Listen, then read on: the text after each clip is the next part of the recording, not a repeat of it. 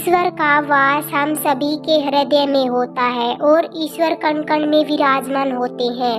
लेकिन जब हम भगवान को उनके मंगल स्वरूप में बनी हुई उनकी मूर्तियों की पूजा करते हैं तो हमें उनकी पूजा का फल कई गुना अधिक मिलता है। भगवान को मूर्ति रूप में स्थापित करके उनकी पूजा करना के पीछे आध्यात्मिक ही नहीं बल्कि इसके पीछे वैज्ञानिक रहस्य भी छिपा हुआ है। जब हम अपने आराध्य को मूर्ति रूप में देखते हैं तो हमारा मन और मस्तिष्क संपूर्ण रूप से भगवान के लिए समर्पित हो जाता है। जब भी उसे मूर्ति को चोट लगती है या गलती से हमारे हाथ से गिर जाती है तो हमें बहुत दुख और पीड़ा होती है, क्योंकि हमारी श्रद्धा उस मूर्ति में बसे भगवान में होती है। प्राचीन काल से ही हिंदू धर्म में भगवान की मूर्ति को बहुत ज्यादा महत्व दिया जाता है। घर में मूर्तियों को रखना और नियम अनुसार पूजा पाठ करना मनुष्य के मन और तन दोनों को शांति प्रदान करता है। शास्त्रों के अनुसार भगवान की मूर्तियों की नित्य पूजा पाठ करने से भगवान पर और विश्वास बढ़ता है। जब हम अपने पूजा घर में भगवान की मूर्तियां रखते हैं तो हमारा ध्यान भगवान की ओर केंद्रित हो जाता है और हम एकाग्रता से भगवान के साथ जुड़ जाते हैं। इससे हमारा मन और मस्तिष्क किसी जलाशय की तरह शांत हो जाता है और हम ईश्वर की भक्ति में लीन हो जाते हैं। लेकिन पूजा घर में देवी देवताओं की मूर्तियों को रखने के भी महत्वपूर्ण नियम होते हैं। शास्त्रों के अनुसार पूजा घर में देवी देवताओं की मूर्तियों को रखने और उनकी पूजा करने की विधि बताई गई है। वास्तु शास्त्रों के अनुसार पूजा घर में देवताओं की मूर्तियों का सही तरीका बताया गया है। अगर हम इन नियमों का पालन करते हुए देवी देवताओं की पूजा करते हैं तो निश्चय ही हमारा जीवन आनंदमय हो जाता है। और गलत तरीके से मूर्तियां रखना और बिना विधि के मूर्तियों की पूजा करना, चित्र विचित्र मूर्तियों की स्थापना करना, पूजा घर में देवताओं के अलावा अन्य मूर्तियां रखना, इस प्रकार की छोटी छोटी गलतियों के कारण भी हमारे घर में नकारात्मकता ऊर्जा का संचार होता है और नियमों का पालन न करने के कारण भी हमारे द्वारा की गई पूजा का कभी फल नहीं मिलता।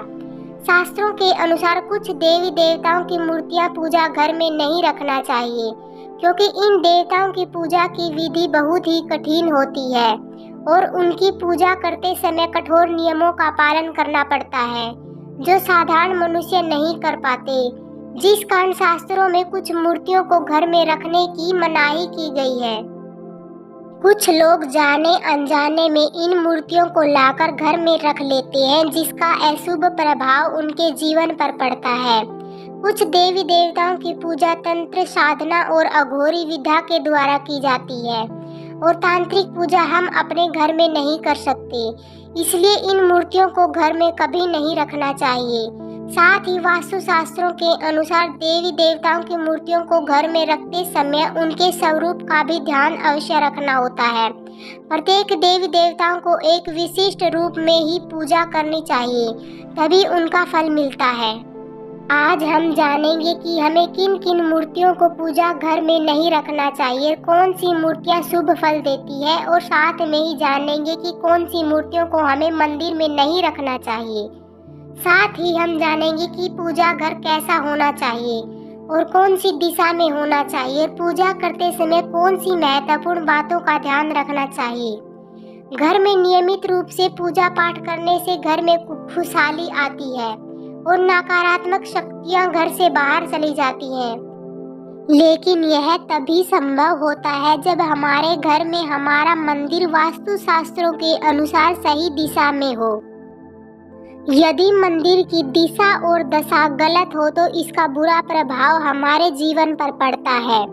वास्तु के अनुसार पूजा घर हमेशा ईशान दिशा में ही बनवाना चाहिए। ईशान दिशा अर्थात पूर्व और उत्तर के बीच की दिशा, क्योंकि इस दिशा में सर्वाधिक नकारात्मकता ऊर्जा होती है। इस दिशा में पूजा घर बनवाने से और पूजा करने से अत्यधिक शुभ फल होता है। वास्तु शास्त्रों के अनुसार पूजा घर हमेशा स्वस्थ रखना चाहिए। पूजा घर में टूटा फूटा सामान बिल्कुल भी नहीं होना चाहिए। पुराने कपड़े, पुराने वस्त्र, चमड़े से बनी चीजें आदि नहीं रखनी चाहिए। इसका पूजा घर की ऊर्जा पर नकारात्मक प्रभाव पड़ता है। पूजा घर में हमेशा 2 वक्त दीपक जरूर जलाना चाहिए, सुबह पूजा के वक्त और शाम को पूजा के वक्त। उसी घर में सकारात्मक ऊर्जा का वास होता है। जहाँ घर में पूजा स्थान होता है वहाँ पर बिना स्नान किए नहीं जाना चाहिए और मंदिर को बिना स्नान किए बिल्कुल भी स्पर्श नहीं करना चाहिए। चंद्र ग्रहण और सूर्य ग्रहण के समय मंदिर को किसी कपड़े से अच्छे से ढक देना चाहिए, जिससे पूजा घर की पवित्रता बनी रहती है। चलिए अब जानते हैं कि पूजा घर में रखी जाने वाली मूर्तियों की जानकारी के बारे में। सर्वप्रथम गणेश जी की मूर्ति रखनी चाहिए। पुराणे में भगवान श्री गणेश को सबसे पहले पूजा जाता है। किसी भी कार्य की शुरुआत करने से पहले गणेश जी की पूजा की जाती है। पूजा घर में गणेश जी की एक ही मूर्ति रखनी चाहिए। एक से ज्यादा गणेश जी की मूर्तियां मंदिर में नहीं होनी चाहिए। वास्तु शास्त्रों के अनुसार गणेश जी को माता लक्ष्मी की बाईं ओर रखना चाहिए और माँ सरस्वती को देवी लक्ष्मी के दाएं ओर रखना चाहिए। जहाँ गणेश जी और माँ सरस्वती की ऐसी तस्वीर तथा मूर्ति होती है, उस स्थान पर कभी भी अज्ञानता, दरिद्रता और संकट नहीं ठहरती। ध्यान रहे, गणेश जी की मूर्ति लेस्टर ऑफ पेरिस से नहीं बनी होनी चाहिए। गणेश जी की खड़े हुए या नाचते हुए की मूर्ति नहीं होनी चाहिए। गणेश जी की विराजमान अवस्था में आशीर्वाद देते हुए मुद्रा में मूर्ति रखना शुभ माना जाता है। माता लक्ष्मी की मूर्ति घर में होना बहुत ही आवश्यक होता है। माँ लक्ष्मी धन, सुख, समृद्धि प्रदान करती है। जिस स्थान पर उनका वास होता है वहाँ कभी दरिद्रता नहीं आती। इसलिए पूजा घर में माँ लक्ष्मी की मूर्ति जरूर होनी चाहिए। लेकिन माँ लक्ष्मी की मूर्ति रखते समय शास्त्रों का नियम का पालन करना जरूर होता है। शास्त्रों के अनुसार पूजा घर में माँ लक्ष्मी की मूर्ति बैठी हुई अवस्था में होनी चाहिए। पूजा घर में कभी भी माँ लक्ष्मी की मूर्ति खड़ी हुई नहीं होनी चाहिए। माँ लक्ष्मी कमल पर विराजमान वाली मूर्ति जरूर होनी चाहिए। पूजा घर में अगर आप माँ लक्ष्मी और हाथी की मूर्ति रख देते हैं तो यह अति शुभदायक होती है। साथ ही शास्त्रों के अनुसार माँ लक्ष्मी का वास उसी जगह होता है जिस स्थान पर भगवान विष्णु वास करते हैं। इसलिए अगर आप माँ लक्ष्मी के साथ भगवान विष्णु जी की मूर्ति विराजमान करते हैं तो यह अति फलदायी होती है। माँ लक्ष्मी की पूजा हमेशा विष्णु भगवान के साथ ही करनी चाहिए। लक्ष्मी नारायण की पूजा में तुलसी और चावल का बहुत महत्व होता है। लक्ष्मी नारायण की पूजा में टूटे हुए चावल का कभी भी इस्तेमाल नहीं करना चाहिए। चावल साबुत होना चाहिए, जिसे शास्त्रों में अक्षत कहा जाता है। तीसरी है हनुमान जी की। अक्सर हनुमान जी की मूर्ति मंदिर में रखने से कई लोगों के मन में असमंजस्य पैदा होता है कि पूजा घर में हनुमान जी की मूर्ति रखें या ना रखें। लेकिन आपको बता दें कि पूजा घर में हनुमान जी की मूर्ति जरूर रखनी चाहिए। हनुमान जी संकटों का विनाश करने वाले देवता हैं और घर में हनुमान जी हों तो किसी चीज का कोई भय नहीं होता। बुरी शक्तियां घर में प्रवेश नहीं करती। हनुमान जी की मूर्ति पूजा घर में होने से ग्रह दोष समाप्त होते हैं और कष्टों से मुक्ति मिलती है। आप हनुमान जी की बैठी हुई मूर्ति अवश्य पूजा घर में रखें। यदि घर में लड़ाई झगड़ा वाद विवाद होते रहते हैं या भाई भाई में प्रेम नहीं है तो आप अपने घर में राम दरबार की फोटो अवश्य रखें। और औरतों को कभी भी हनुमान जी को स्पर्श नहीं करना चाहिए, क्योंकि हनुमान जी ब्रह्मचारी हैं। जिस फोटो में हनुमान जी होते हैं उसे पूजा घर में रखने से परिवार में प्रेम और शांति बनी रहती है। और इसके साथ ही पूजा घर में शिवलिंग जरूर रखना चाहिए। ध्यान रहे कि शिवलिंग ज़्यादा बड़ा नहीं होना चाहिए। शिवलिंग रखते समय यह बात ध्यान में रखें कि अगर आप नित्य शिवलिंग को जल चढ़ा सकते हैं तभी आप शिवलिंग अपने घर और मंदिर में रखें। यदि आप ऐसा नहीं कर सकते तो शिवलिंग नहीं रखना चाहिए। शिवलिंग को रोज जल और दूध से अभिषेक कराना अनिवार्य होता है। अगर आप शिवलिंग नहीं रख सकते तो आप भगवान शिव, माता पार्वती और गणेश जी की एक तस्वीर जरूर रखें। इससे संपूर्ण परिवार में खुशहाली बनी रहती है। अब जानते हैं कि वास्तु शास्त्रों के अनुसार कौन सी मूर्तियों को एक साथ रखना नहीं चाहिए और कौन सी मूर्तियों को अलग अलग रखना चाहिए। वास्तु शास्त्रों के अनुसार राधा और कृष्ण की मूर्ति एक साथ रखनी चाहिए। इसे पति पत्नी में प्रेम और अटूट विश्वास बना रहता है। राधा रानी और श्री कृष्ण का जोड़ा प्रेम की अनोखी मिसाल माना जाता है।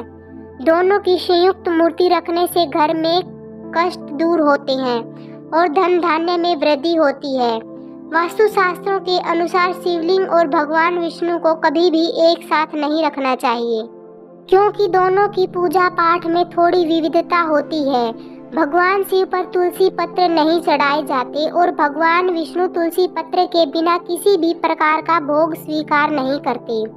इसलिए भगवान विष्णु और महादेव की मूर्ति एक साथ नहीं रखनी चाहिए। आप अपने घर में किसी अन्य स्थान पर भगवान विष्णु, महेश, ब्रह्मा की मूर्ति रख सकते हैं, लेकिन पूजा घर में इन तीनों की मूर्तियां एक साथ नहीं रखनी चाहिए। पूजा घर में ब्रह्मा देव की मूर्ति रखना वर्जित माना जाता है।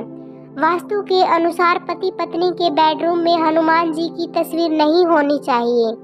अगर कोई व्यक्ति अविवाहित है तो वह अपने कमरे में हनुमान जी की मूर्ति रख सकता है, लेकिन विवाह के बाद हनुमान जी की तस्वीर नहीं लगानी चाहिए। हनुमान जी ब्रह्मचारी हैं, इसलिए उन्हें ऐसे स्थान पर नहीं रखना चाहिए जिस स्थान पर प्रतिक्रिया की जाती हो।